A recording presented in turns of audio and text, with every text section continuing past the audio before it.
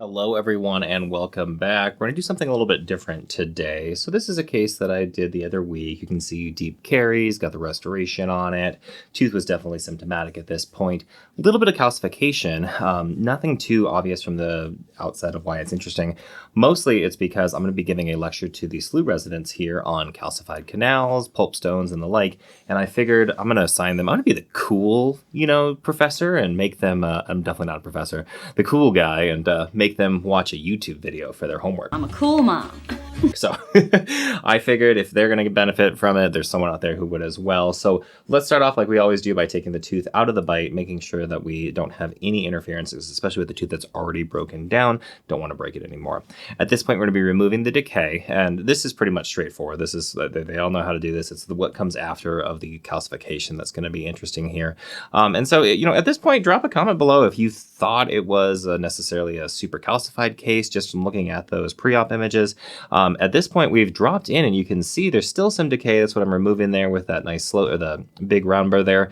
But we are definitely starting to see some bleeding come through the pulpal floor, which is why the tooth was symptomatic in the first place as well. You can see very soft in this whole area here. I've had a lot of questions about how I remove decay, and that's one of the benefits of using the high speed is it's a lot more efficient. You have to be very gentle. I'm using a very light brushing stroke here. At this point, though, you can see the pulpal floor calcifications. And so I'm going to be coming in with the workhorse, I said it that time, to start to remove some of them, especially around between MB1 and MB2. You can almost see where MB2 is going to end up in that one spot there, along with the distal buccal and palatal kind of joined. But what I'm doing right now is just feeling for any calcifications that might be in the way. And I do like to clean out when I know that there is some joining between the distal buccal and the palatal. I do like to clean out the isthmus between them as well. You can see I'm already starting to move towards the mesial where the MB2 is going to end up. I know that seems aggressive, but when you see the final, that's where we ended up with the MB2 as well. So start off like I always do with the 8C, and you can see we really aren't getting down these canals at all. So this is where I wanted to start to talk about the different kind of options here. Palatal was wide open, but what you'll notice there is that I really wasn't able to get that 8C down these canals at all. So when you have calcification that occurs inside a tooth, it doesn't calcify uniformly. We actually have kind of almost like small little balls that form on the side of the roots, and that makes it very difficult sometimes to get those down. Now, one thing you can try, which actually worked really well here, is using a skinny rotary file to start to go down, because the 8C is going to bind because it's not very stiff, whereas the rotary file, because it's flipping back and forth, especially with the heat-treated ones, it can sometimes find its way better than a hand file would. And that's what we're working with here. As you can see, not really gaining too much on the distal there. I'm going to be rinsing out with Triton. I start with Triton just to kind of help with any disinfection, and then we'll be moving to EDTA later on in the video to make sure that we get that all softened up as well. Sometimes you can switch over to using a slightly stiffer file. So in this case, the 2006, because it is a greater taper, it is going to be a little more stiffer. And you can see I'm able to get down the palatal. It almost acts like two holes for the palatal because there was a calcification kind of running down the middle there. What we're going to do now is keep continuing trying to open that up. I was just cleaning off the rotary file there. And as you can see, we're starting to get a little bit down the MB1, not much on MB2 here. So how do we handle this? Well, at this point, I need to do a little bit more drilling, but first we're going to rinse that out. You can see it's starting to, especially the mesials, they're starting to calm down a little bit. Palatal's still a little bit inflamed, and that's usually what you see. The greater amount of tissue inside there, the more inflammation there's going to be, so that's not unheard of. Remember, I have not been able to really get down that distal buccal at all, so I'm going to unroof this just a little bit more using that workhorse burr, just to try to make sure we have not necessarily straight line access, but if there's anything that's blocking the files from going down, you can remove just a little bit here. There was a commenter that asked about isthmuses and what to do, and this is kind of how I treat it, where I'm trying to be as conservative as possible, but sometimes you do have to unroof it a little bit more. And you can see how there's right there that little line where they kind of go along. Notice how where the initial hole was, I thought we were going to be a little more in that area, but I actually had to move more towards the buccal as well as mesial, and now that 17 drops down. So here's a tip: if if you're starting to have these calcified canals, try to trough a little bit more along where the isthmus would be, and you can see how there's almost a spot right there too, just buccal to where the palatal is, and it does join up, but you want to clean out all this tissue. This case was from before we had the gentle wave at the office, so I wasn't going to use it here. This is not a great gentle wave case either. Carrie's cases tend to to leak. I know there are some ways you can get around it, but I've just found it to be a little bit stressful to do caries cases with a gentle wave. You can still see the decay there. I will take that all out, but I do like to leave, I do have a distal wall that's intact. I like to leave that until I'm ready to do the restorative, because it's much harder to seal the distal when you're rinsing out. We don't want them to taste any of the irrigants. Here we are just rinsing out. You can see now that we've got the bulk of that tissue out, we're looking a lot better as far as the bleeding, but I'm still not really even, not even a third of the way down either of these canals. There's that kind of middle distal thing, which really didn't turn into too much, spoiler alert. And looking at the cone beam, it didn't really show that there would be anything obvious there either. But notice how I'm going back and forth. So what we're going to do now is get our working length. I know my palatal's looking good. Distal buckle's looking pretty good. MB1's looking pretty good as well. We were getting kind of a weird response there, so just dry some air if you're getting, that you're out the end. And this is kind of how we do the working length. So I know every now and then people want to watch it. So what I'm doing here is watching it until I get down to 0, 0. And then I'm going to use, in this case, the locking forceps, measure off of there to get my length and move from there. Now we're going to go on to the other canals, and you're going to see I struggle here just a little bit. Distal buckle, a little short, not really getting much. This is me kind of doing some watch winding as we're going down, but not really to where the length that I'd like it to be. A little bit short. I think the working length on these ended up being close to 20, and that was about 16. And then same thing with the MBs, not really able to get down to the point that I want. MB1 opens up pretty well. MB2 though is going to be our problem child here, which is what that's what MB2s are known for.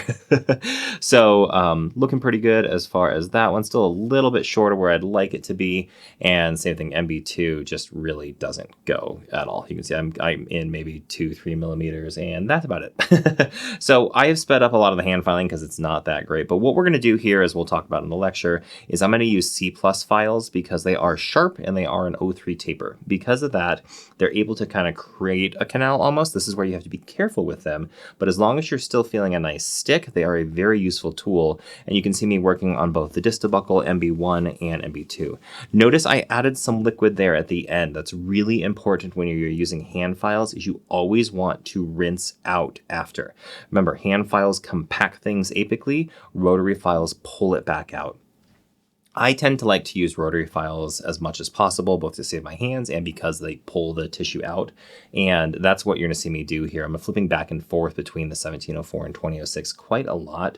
And you want to use rotary files that have different tapers. The reason why is, imagine if I was using a 1704 and a 2004. Really, there's only 0.03, so that 3/100ths of a millimeter difference between the two, so they don't make that much of a difference, and they're going to engage the same parts of the file, which means that there's a higher risk for instrument fracture. When you use something that has a different taper, it's going to work at different parts of the canal. So right now, the 2006 is mostly flaring in the coronal aspect of the tooth, which means that the 17 doesn't have to work as hard at the coronal aspect and can instead focus on the apical. And you'll see we're gaining about, 0.5 millimeter, maybe a millimeter each time. That stopper is where I need to get to as far as my length. You can see, there we go, just dropped down on the distal, which is great. So now pretty much from here on out, it's just going to be the mesials that I'm working on. Still a little bit short. And you'll see I tend to go 2, 3, maybe 4 passes each canal before I bring it out, rinse it, clean off the files. You don't want to overstress these files. You don't want to just leave it in there, keep pressing, 10, 20 times. I think everybody knows that. But just in case you don't know that, you don't want to overstress these files. I'm also checking the files between each one. I'm also rinsing between each of these files as well.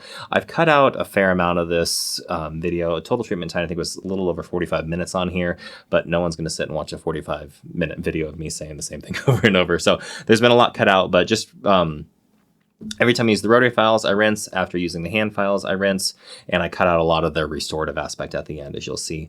So we're almost down to where we need to go there. Still just a 0.5 millimeter short. You can see how it's not patent. When it's patent, it actually will go out the end of the tooth very readily.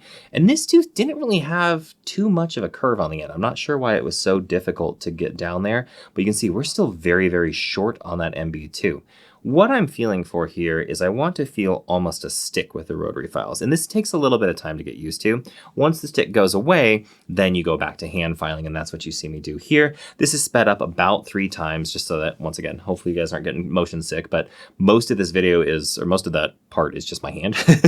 But it's a watch winding back and forth technique. If you guys want a video on how to do that, I'm happy to show you, but it's pretty easy. Just kind of go back and forth like you're winding a watch.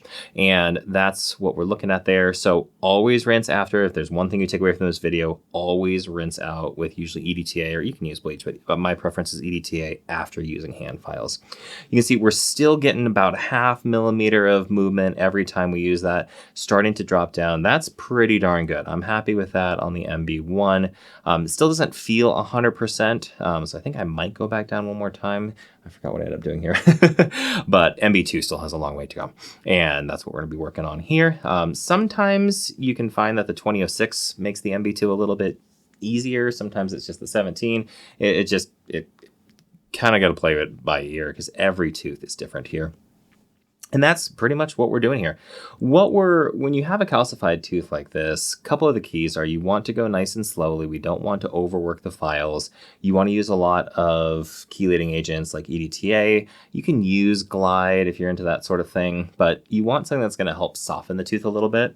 And if you are using a lot of softening agents, you do need to be careful that you're not using too stiff of files, because it's very, very easy with stiff files to create your own canals.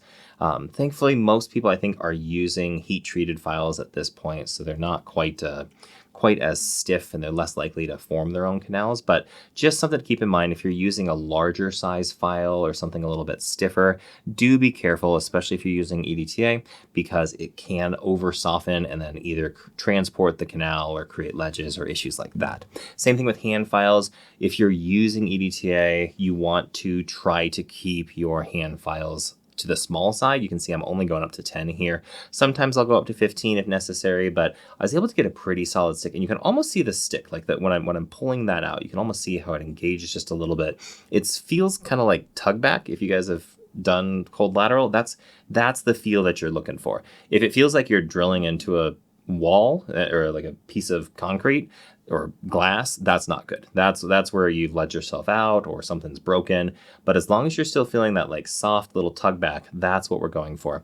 And yes, sometimes root canals are this tedious, and yes, it was just MB2 that caused this. Notice all the other canals are good.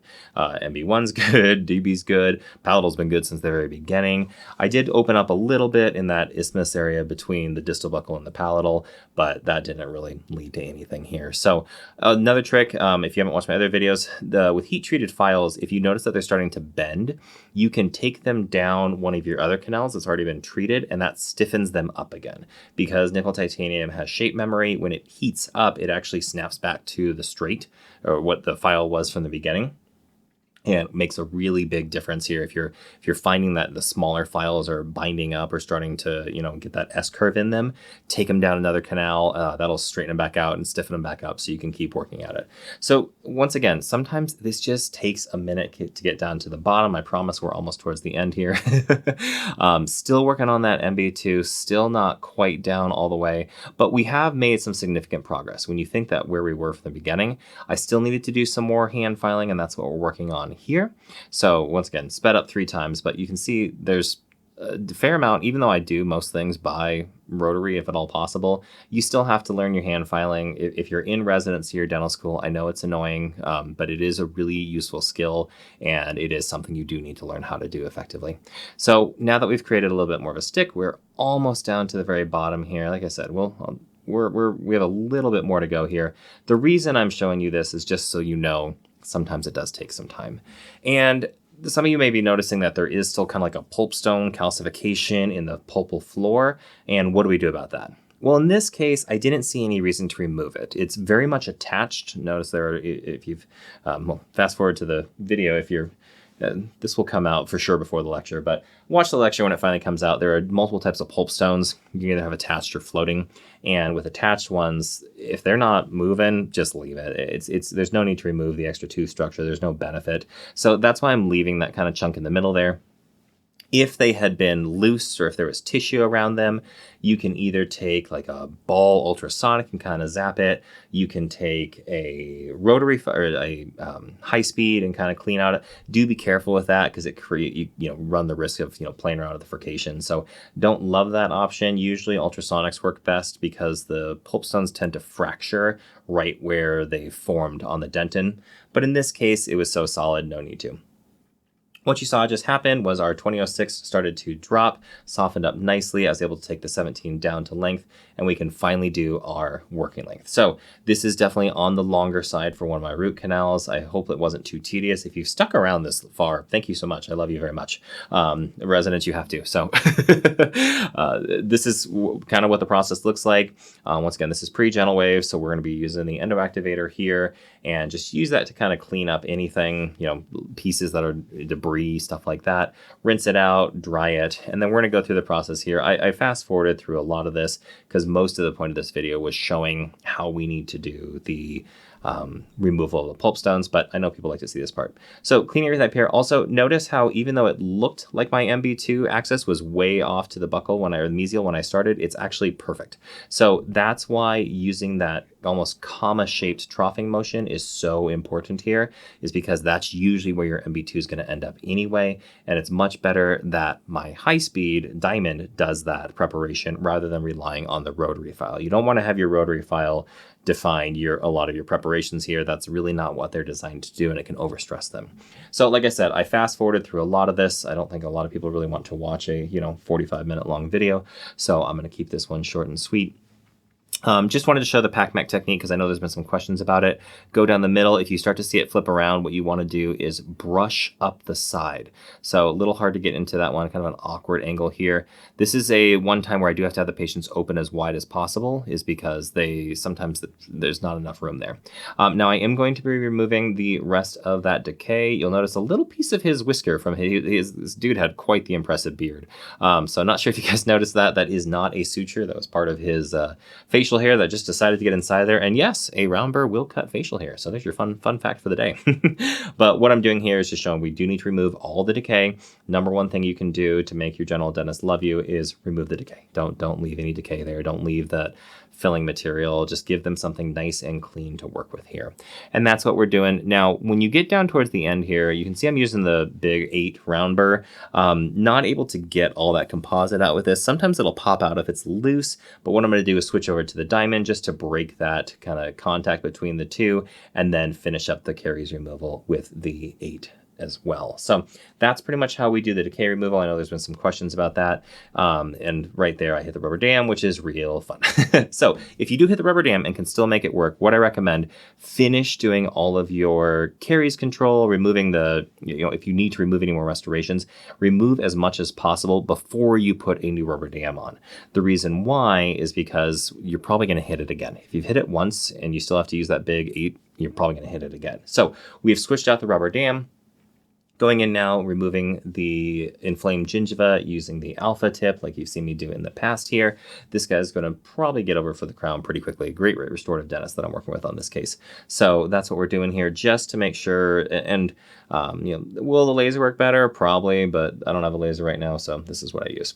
And this is ferric sulfate just to make sure that there's no more bleeding spots. And this 1-2 combo is pretty solid. Usually with a combination of the heat plus the ferric sulfate, we can get things nice and dry and get a really good result here. So I'm going to be using the disclosing solution here just to make sure we got all of that out. This is a case that wasn't all that bad for how soft the decay was. I found on some of those, you can see on the mesial it was pretty bad, but the distal wasn't too bad. I found on a lot of these cases with that really, really soft caries that the bacteria penetrate far deeper into the dentin than you would expect. And that's why using this is really nice. It kind of gives me a roadmap of where I need to remove any biofilm, things like that. And you'll see me kind of bounce it around into the different areas. One thing you can tell the assistants in there, they they've learned to love this thing. Well, they still hate it mostly, but they've learned to love it. But having them in there with the air, even though we're using kind of the whatever mirror, does still help for me to see. That's what it looks like after getting the etched and all nice and clean. Once again, notice how far that MB2 has moved. I know it seemed like it was an aggressive prep when I first started that, but that's where they often end up. So that's why I kind of went there from the very beginning. Switched over to the Universal. I think I have a little bit of the 2-step left, but I just bought 3 bottles of the Universal. So that's what we'll be using from here on out. At this point, I'm going to restore the tooth like normal. You can see I'm trying my best to keep the tip of the build it, or the tip of the Centrix tube in the build it. That helps prevent voids, as does the assistance mixing technique. I know there have been some questions about that on the channel as well. And that's one of the things is when you're doing these large buildups, you want to keep the tip surrounded by composite so there's no chance for air to get inside there, and then just clean it up here with a glick. The more you can do with a glick, the better.